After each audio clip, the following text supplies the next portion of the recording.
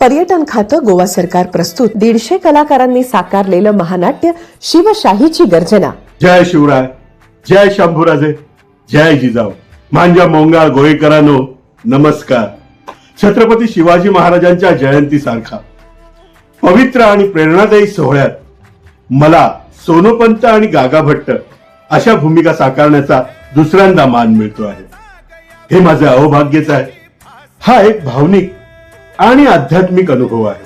शिवशंभूशाहीर श्रीमंत महेंद्रराजे महाडिक लिखित, दिग्दर्शित आणि निर्मित शिवशाही शिवगर्जना गोमांतकाची हे महानाट्य केवळ नाट्यप्रयोग नाही, तर आपल्या इतिहासातील तेज, संस्कार आणि स्वाभिमानाचा जागर आहे।